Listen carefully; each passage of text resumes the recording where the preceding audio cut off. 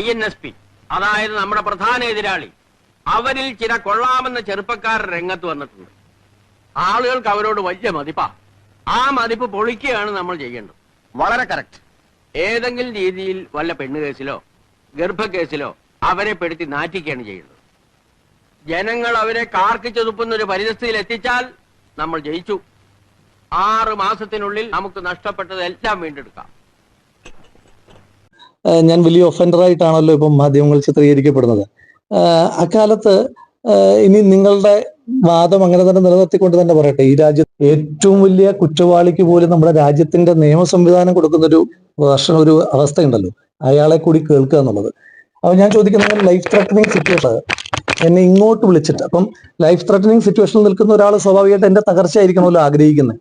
ആ ആഗ്രഹിക്കുന്ന ആള് എന്തിനായിരിക്കും അന്ന് രാത്രിയിൽ ഇതിന്റെ ഒരു പരിസരവും ഇല്ലാത്തൊരു എന്നെ ഇങ്ങോട്ട് വിളിച്ച് ഈ വിവരം പറഞ്ഞത്? എന്തിനായിരിക്കും എനിക്ക് അവർ ഈ കോൾ റെക്കോർഡിംഗ് അയച്ചു തന്നത്? ഇനിയും അതും ഇപ്പോ പരിശീലിപ്പിക്കുന്ന പോലെ അവർക്ക് ആർക്ക് വേണമെങ്കിലും പരിശീലിപ്പിക്കും.